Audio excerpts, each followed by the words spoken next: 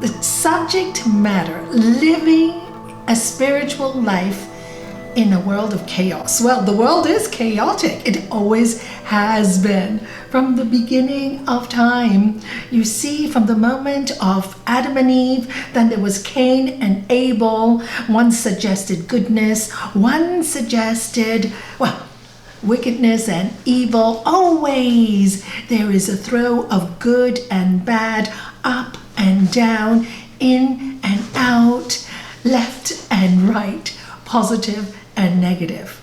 The world is a university where all these differences exist. And how does yoga help us to understand this world of chaos? By understanding the world of chaos is the backdrop we live in. But amongst this chaos, there is one truth, one silence, one consciousness. And this consciousness, this silence, this truth can only be realized when we understand, totally understand, that we are really not this body, we are really not this mind, we are energy occupying this body and this mind. We are energy, we are prana, we are spirit. And it's really quite hard for us humans to understand this. It is really hard. And this is where all the pain comes in, and all the sorrow comes in, and all the confusion comes in. But if we can see that without these opposites, there would be nothing for us to do. What would there be? Just quiet, quiet, quiet.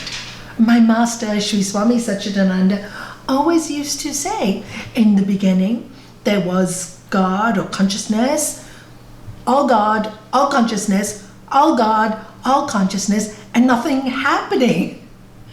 So when we understand these great truths, we can live a beautiful spiritual life in a world that is chaotic. And in this chaos, our job as yogis is to make sense of it all, And the only way to make sense is to understand our human mission. What is our human mission? To realize, to self-realize, to realize we are the self with a capital S. We're one with the consciousness. We are one with the divine. But this is hard for us to do, being so human.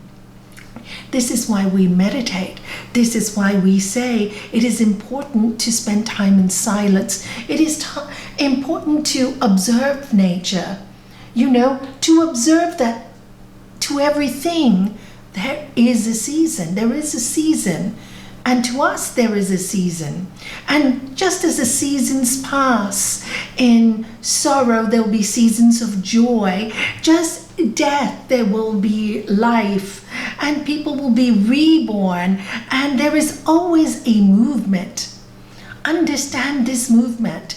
Understand our mission is once we self-realize, then all of it, all the chaos will make sense, because we chose to have some kind of experience, to learn, to grow, to understand the senses. We have been given our senses: sight, smell, taste, hearing, and touching.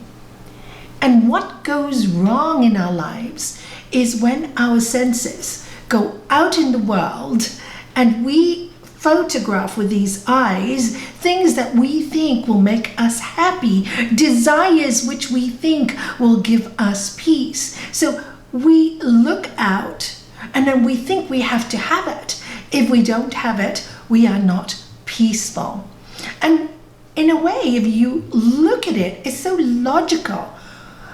Nobody causes our disease or disturbs our peace but ourselves, because the thought of the desire comes in the mind, and this is what disturbs our peace. Peace is our nature. How can I tell you that for sure? If it wasn't, why would you be looking for it?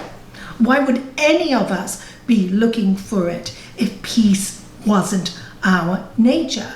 Why do we seek happiness if happiness isn't our nature? This is who we are. So when you logically contemplate, you start to see, oh my God, it's my thoughts that create the chaos. This is why all the yogis say, as you think, you become. So if your thought is, oh, I'm depressed because this person has everything and I have nothing, what will happen? You will be depressed, and you will believe you are depressed, and you will sink lower and lower into the suffering. But if you can look at the outside world and see all these things are just the backdrop to teach us there is a solution to every problem, and we can be happy on this earth when we understand this earth, when we understand its university, when we learn to forgive, when we learn that everybody that has hurt us has only come to teach us. I'd like to read to you something by Khalil Gibran. He wrote this great book called The Prophet, and I was just flicking through it just now before I started this talk, and I go, I must read this to you today. And this is on his words on joy and sorrow. Then a woman said, "Speak to us of joy and sorrow." And he answered, "Your joy is your sorrow unmasked, and the self-same well from which your laughter rises was oftentimes filled with your tears. How else can it be? The deeper that sorrow carves into your being, the more joy you can contain. Is not the cup that holds your wine the very cup that was burned in the potter's oven? And is not the lute that soothes your spirit the very wood that was hollowed with knives? When you are joyous, look deep into your heart, and you shall find it is only that which has given you sorrow that is giving you joy. When you are sorrowful, look again in your heart, and you shall see that in truth you are weeping for that which has been your delight. Some of you say, joy is greater than sorrow. Others say, nay, sorrow is the greater. But I say to you, they are inseparable. Together they come, and when one sits alone with you at your board, remember that the other is asleep upon your bed. Verily, you are suspended like scales between your sorrow and your joy. Only when you are empty are you at standstill and balance. Only when you are empty. What is empty? Empty in the thoughts. When the treasure keeper lifts you to weigh his gold and his silver, needs must your joy or sorrow rise or fall. What it just means is when we go through this path, it is the chaos that takes us to the peace. It is the pain that teaches us of our weaknesses and our strengths. And Sri Patanjali talks about it, accepting pain for purification. What does it mean? Nothing is here to punish us. When we can see that, it's just here to teach us to transcend it. And that's a great journey. The challenge is incredible, but it has to be such a great challenge. Otherwise, everybody would be self-realized in a day. Sometimes I ask the divine, why didn't you make it easier for us? I do. Why do you have to make it so complicated and so difficult? And then every time I look out in the earth and I see when things are going well, when we have everything, what do? Human beings again go to the very lowest, which is grabbing at material. What have we done to our earth after the Second World War? We had such disasters, such pain, such trauma. You would think the world would learn never to hurt again, never to cause harm again. But what have we done instead? We've stripped Mother Nature. There are more guns. There's more ammunitions. Politicians are getting more, controlling more. And at this time, when each and every single human should be fed and there should be no poverty, what are we doing? What are the big companies doing? They throw the extra food because they want the prices to stay up. I mean, what has our world become? You see, when we get too comfortable, we seem to get too greedy. And this in the Bhagavad Gita, Arjuna asked Lord Krishna, the representation of the higher self or the divine or God, and he says to, Lord Krishna, what takes us to the gates of hell? Hell meaning hell on earth, chaos on earth, what takes us? And he says, know this: greed, lust, anger, your desires that hurt you. There are some desires that don't hurt at all. They don't cause any pain at all. But there are others that cause you pain. I don't want. My master used to say, one time I said to him, oh, Gurudev, I don't want this. And he says, Nalanie, yoga is not about what you want and what you don't want.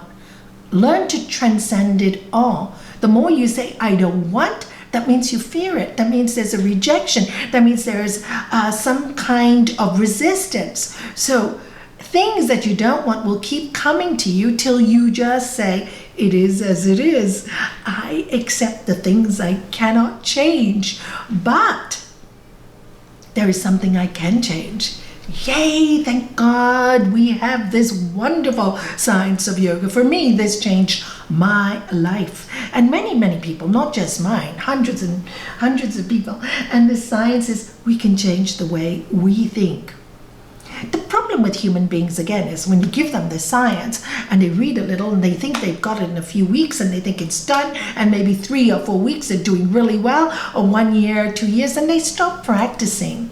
This is our problem. When we stop practicing, that's when we fall. That's when we get depressed. That's when we, have self-doubt and know, what is this world all about? I try to do good and look, all the bad happens to me.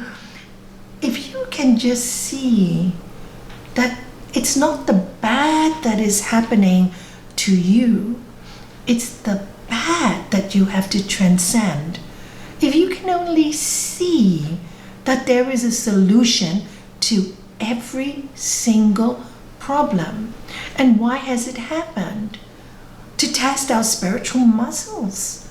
Please understand. How do you know you can forgive if there is nobody to forgive? How can you know that there's a way out if you're not looking for any way? Most of the world, now our world is getting so much better. When I first started yoga 30 years ago, I remember this kind of thinking was so strange to so many people. And, most of the world, including myself, we were living like robots. You get up every day, you get dressed, you go to work, you complain, something bad happens, you go home, gossip, blame somebody, day 2, same thing. You get up, you get to work. You may pray during this time. You pray, oh, why is this happening to me? That is mostly the prayer. And then you go to work. I'm a good person. Why is this happening? Why is that happening? And we go like this, robots, thinking that we're just, we are living in chaos and we can't do anything about it. We can, by changing our vision. And only we can do that. Only we can do that by having that as our greatest mission, human mission. I mean, this is what I keep saying every week, and every time. Make peace your God as my master taught me. Make this your mission. Make it a mission. And promise yourself you will not rest till you understand the dynamics of this world, the dynamics of science, the dynamic of consciousness. Study physics a little bit. Look into different sciences. Study our world. If we get so emotional and also, in a sense, use spirituality as just God, and we make God this human being with all these emotions, this does not work. So also balance your love for the divine with understanding of the way nature is working. If you understand the way nature is working, and you study a little bit about time, energy, consciousness, you can see it's kind of like a matrix of science and philosophy. And philosophy is thoughts, and science is all thoughts based on, we have to prove this. And the only thing I can really tell you that I know is, nobody can really measure when we say I love you. Nobody can really measure that word love, but we all feel it. We all live off it. And I can really tell you this, when you live with love in your heart,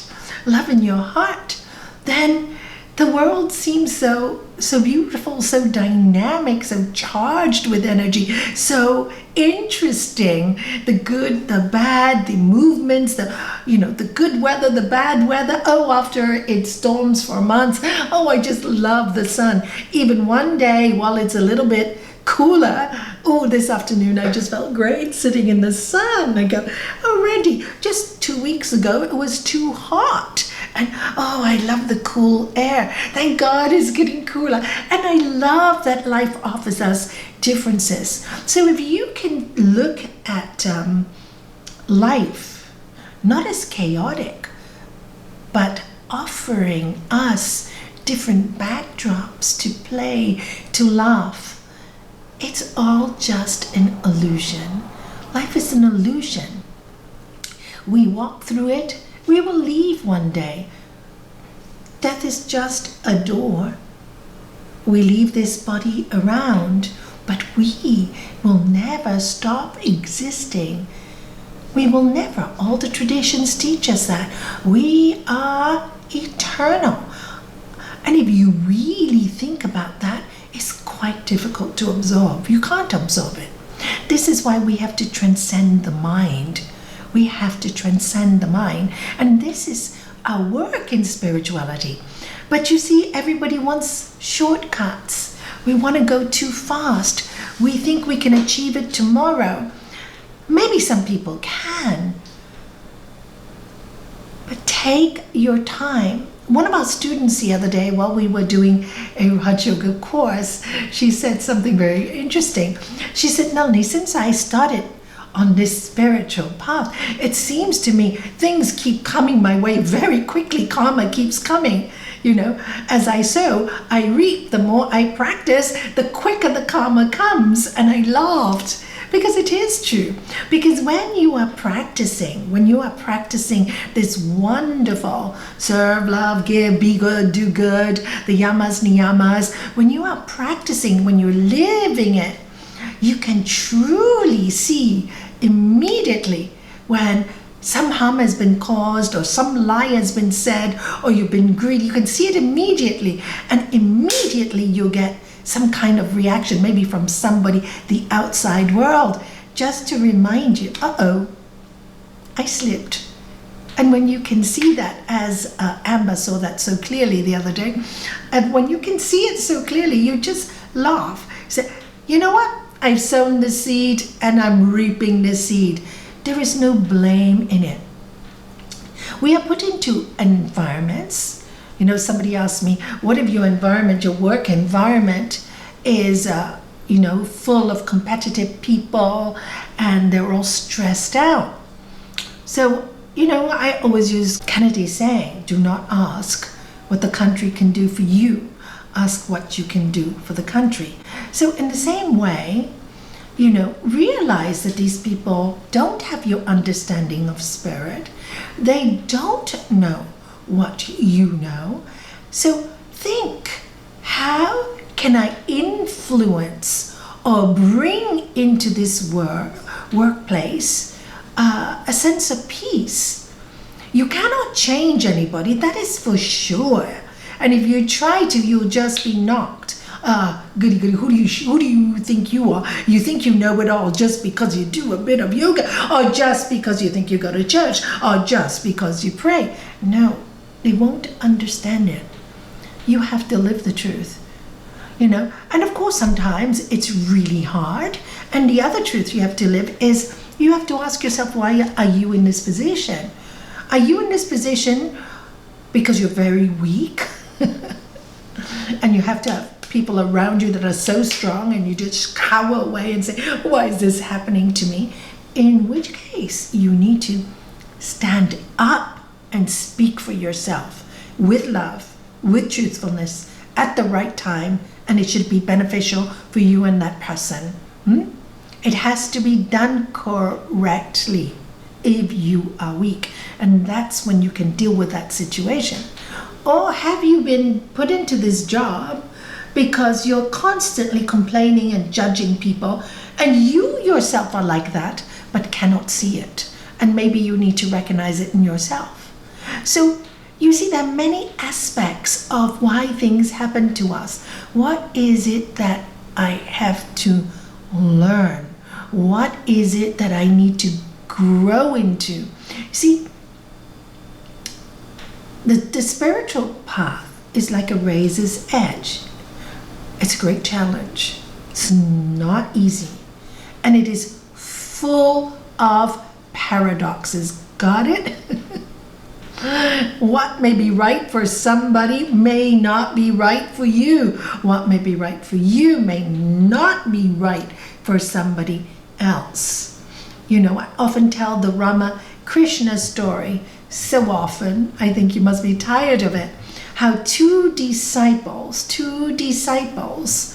are told by the guru opposite truths for what they have done. So let me tell it to you again, so for those new ones who haven't heard it, because it is really important you understand why certain things are given to us, and they may look chaotic, but they're actually there to teach us. So there is this disciple who loves Ramakrishna, and he's on this boat, and the boatman is taking him across the river to see Ramakrishna. The boatman is saying, oh, all these people go and see Ramakrishna. I don't know what they find in him. All these people think he's so spiritual. They look at him as a great guru and a god. I don't know what they see. And this disciple got so angry, and he said, you boatman, don't you dare speak like that about my master. Don't you dare, or throw you over the boat. So the boatman kept quiet.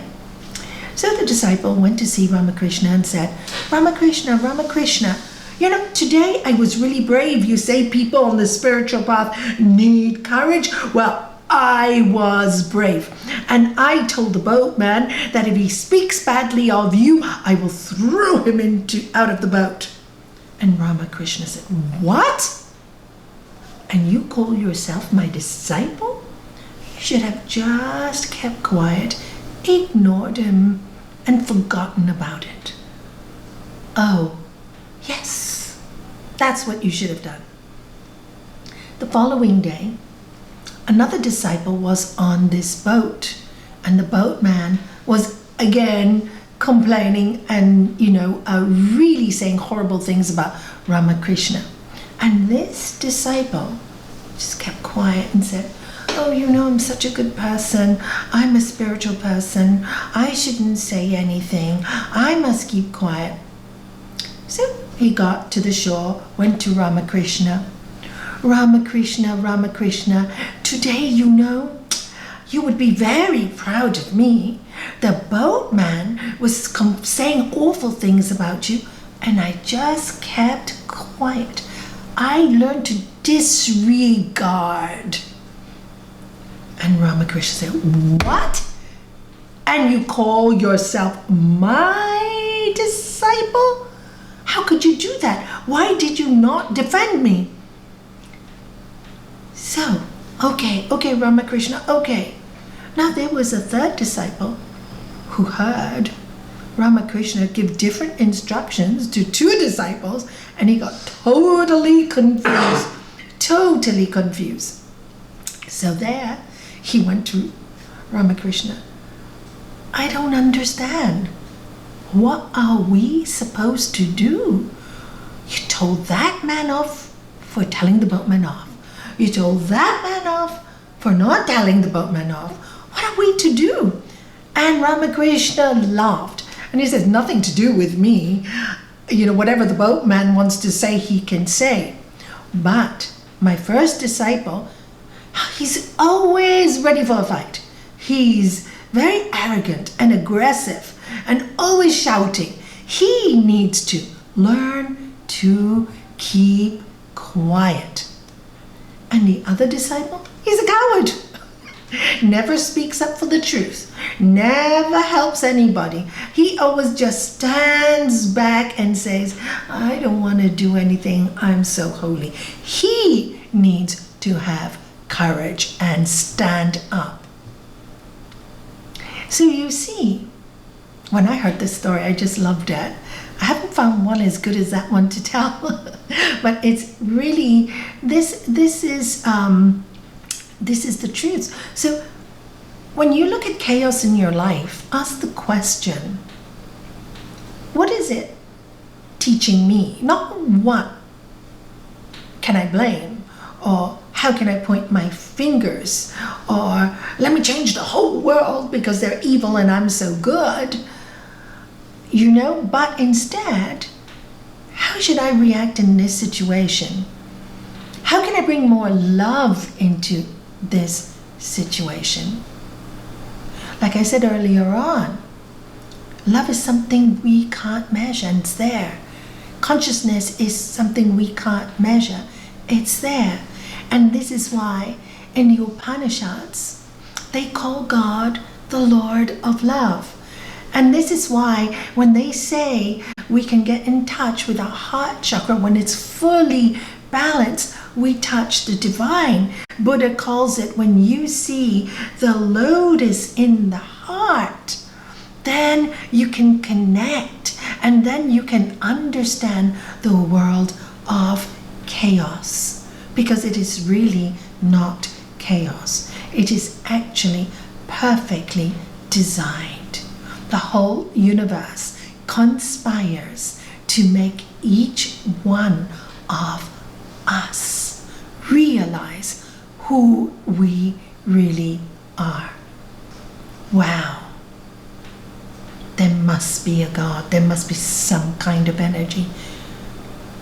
How could there be such a great design without a designer?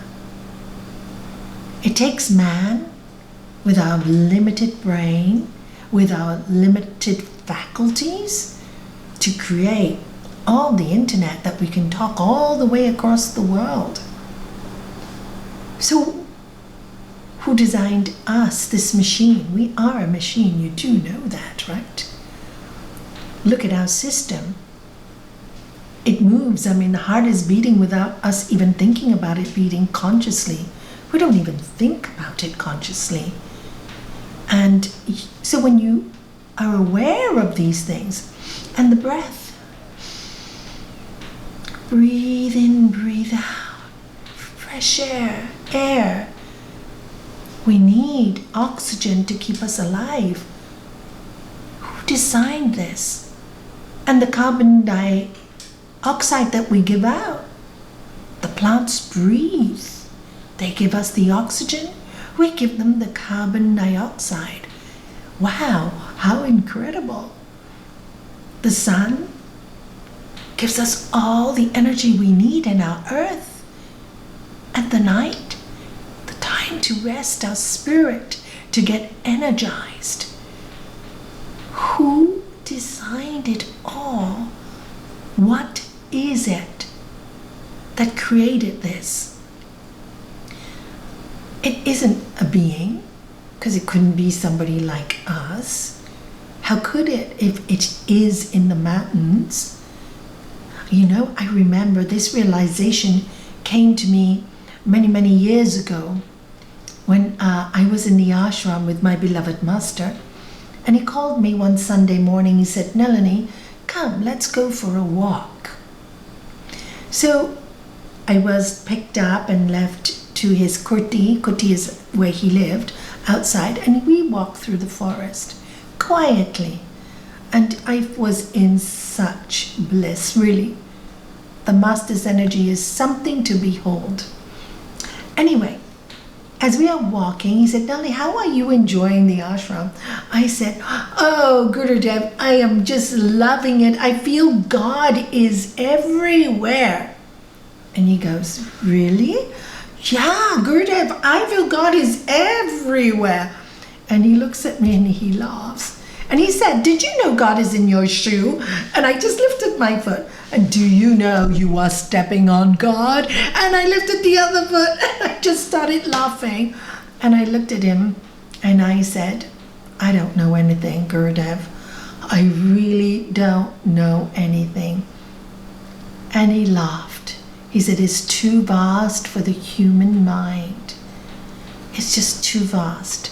But with the spirit, you can understand it." It was from that moment I understood that I knew nothing. And all life for all of us is just an experience, And when we understand this, we can live a spiritual life in a chaotic world, because we understand the chaotic world we asked for, to learn, to see the difference between right, wrong, beauty, ugly, win, lose. We wanted to experience all these things. And when we get tired, and sometimes we get so tired, we shouldn't give up hope. That's not the way. "Oh, I'm so tired of this world, I want to die." No, that's "I don't want" or "I want." No, when we get tired, we haven't understood. Because when you understand, you realize it's all a perfect plan. It's just so beautiful and so ugly and so painful. And yes, there are people who do horrible things, but that makes so much more important the voice of those heroes who do such beautiful things. Their voices become louder. We need those voices more. And this is why it is so important that rather than succumb to our weaknesses of blame and thinking everything is going wrong, I cannot be at this workplace because it's so difficult. If it is really too difficult, then move out. If you can't do it, you can't do it. No point hitting yourself over. "I can't do it, I can't do it, I can't." You're not ready then move out, find something else. When you find yourself feeling sorry for yourself and repeating the same message again and again and again, it's your soul telling you, do something else. Listen to what it's telling you. Why don't we do something else? Because of fear. Fear, because we don't have the trust. If you have the trust, nothing is scary. Yes, of course, new things bring challenges, of course, but don't think of it as scary. Think of it as a challenge. It is a challenge. Think of yourself like that. You're that runner in the Olympics, and you have an obstacle race, and the runner in the Olympics is looking forward to seeing that obstacle so that they can jump over it. Do not be afraid of it. Jump over it. And the yogic tools are there to help us jump over it. There are many, many tools. That's why I love the science of Raj Yoga. I love it because it gives us many tools. Use a mantra, forgive, don't be greedy, speak the truth always, work on yourself. As you think, so you become. Focus constantly on the higher self. Constantly, mind goes away, bring it back. Bring it back. So you're in a place where there is a lot of danger. You feel threatened. Repeat your mantra. Remember who you are. I'm not this body. I'm not this mind, immortal self. I am. Remember, remember, remember. Constantly remind yourself, I'm in this situation. Also, there are tools. Learn to protect yourself. So how do you protect yourself? Imagine this wall of light. Love is a very powerful aura. Anger, despair, distress, destroy the auric field, destroy it, because it does not connect us to that auric field of the divine one, the divine consciousness, divine grace. So there's a saying, I forget who said it. Ships are safe at the harbor, but that's not why ships are built. You got it? Ships are built to sail the seas, the storms, the calmness, the beauty, the fear, the waves that get over you sometimes that you think you are going to drown. And if ships were made like that, what more about for us human beings? What more for us human beings? We are here to be, I think, in this particular time where there is so much confusion, there is so much emotional,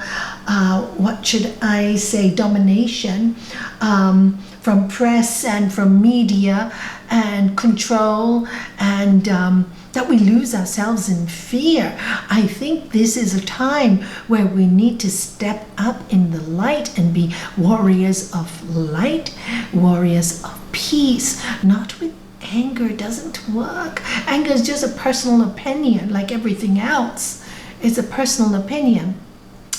So, but with love and with kindness and with joy, show the world that there is a place that they can be in, that they can experience this peace. Each one of us has that responsibility, I feel, because this is how we can serve.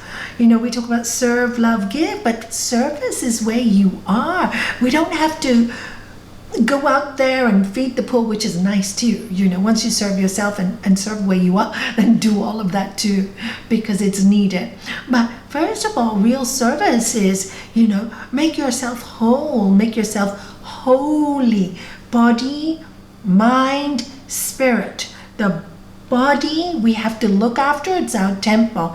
The mind, watch your thoughts. The spirit, connect every day. Remember, connect every day. Charge yourself, because consciousness is full of energy. This is proven.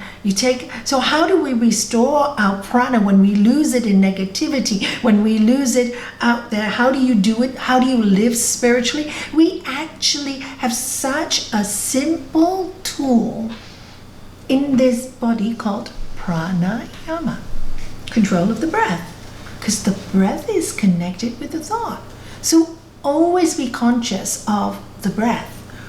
Always be conscious of the breath. So when you get agitated, get fearful, take a deep breath. And breathe out.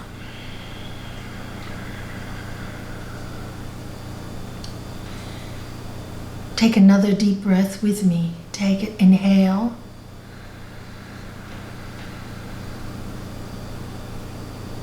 Hold the breath.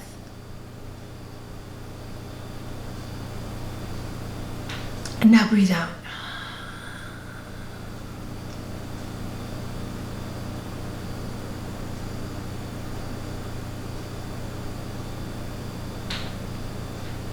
Observe the silence in between, the out breath and the in breath, the holding of the breath. And when you fully exhale, hold the breath again and just be aware. Don't force, don't try, just be aware of that second, a few seconds. So we'll do that again. Close your eyes. Inhale. Hold your breath.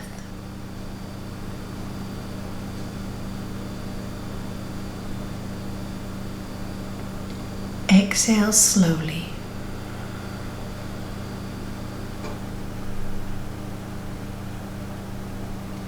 Hold your breath.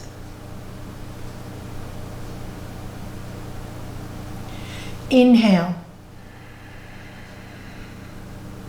Doesn't that feel so good when you inhale, when you hold your breath and you almost need the air, that you appreciate the prana that's coming into you.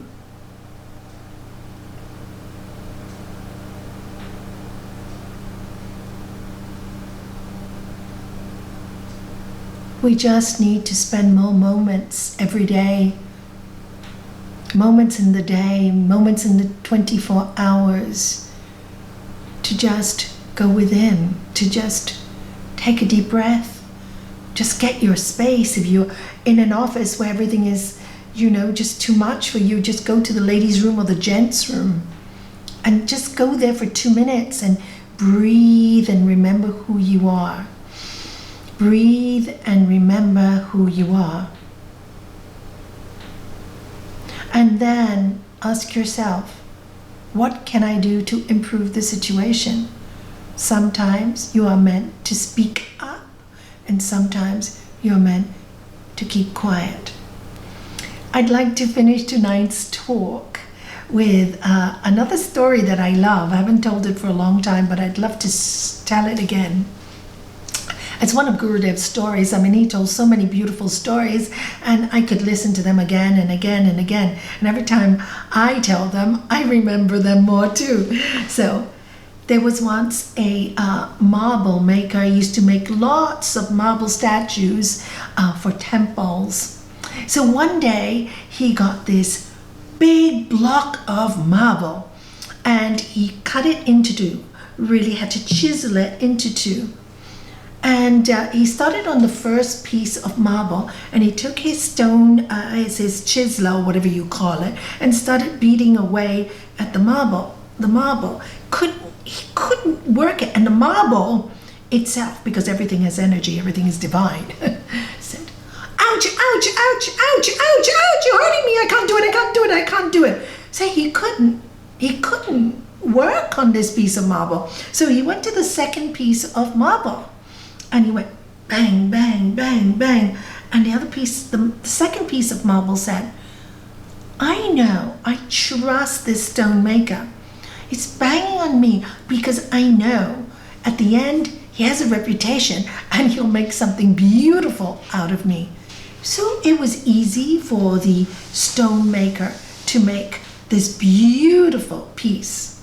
When it was finished, the piece that wasn't malleable, wasn't helpful, was used to make a base. You know how you have a base? And then the piece, the marble that accepted pain without complaining because he trusted, was like a statue, a beautiful statue to the divine. So this marble maker took it to the temple. And of course, when everybody saw this beautiful piece, it was a figure of the goddess. So people came with garlands of flowers, but in order to put the garland of flowers over the statue, they had to step on the base. So the base said to the statue, "What's this? I'm the same as you. I'm a marble piece like you. How come they are garlanding you and they're stepping on me?" And the statue said, "Yes, we're the same. But when the maker was designing you, you just screamed and shouted and you didn't want to listen. When the maker was designing me, I was excited to see what the perfect plan was, and I allowed it. And look, now is why I'm receiving all these flowers. I never even expected it. I just trusted. I did not expect this. And I am so in love with this. So this is the story, yeah? And when we complain a lot, this is what happens. We see a world as hell. But really, if you look at the law of science, every action has an equal and opposite reaction. It's just a law of science. What you sow is what you reap. You say you don't want, then you don't get. You see, it's no God doing it to us. It's just that life does it to us. And life teaches us, life molds us, love molds us to be what we can be best. But we don't want to hear it because we don't believe it, we don't trust it. And how do we trust it? How can we trust it as human beings? Because we've had so many examples in our life. And this is why we follow all these spiritual teachings, because we have seen the people that have achieved it, have given us a sense of hope. They've given us a way out of pain. They've shown us through their suffering that in the suffering there can be joy, there can be understanding, there can be forgiveness. They've shown us in their world of chaos, they created calm, kindness, goodness. And this is what takes us through. And we mustn't lose that. Because when we get discouraged, we can be really not very nice people. And we really need to watch that. Because the only person we sacrifice in the end is ourselves. We sacrifice our potential to be brilliant, to shine, to fill our lives with love. We only really ultimately hurt ourselves. We come into this body, it's a gift. We will leave this gift behind while we have it. Let us understand that this is only a show and a play, and let us play our part so well. And you will know your part if you contemplate by looking at the body you've been given, by looking at the backdrop you've been given, your home, where you are, your relationships. If you study it consciously and contemplate, you will understand what you need to do and connect with that Lord of love.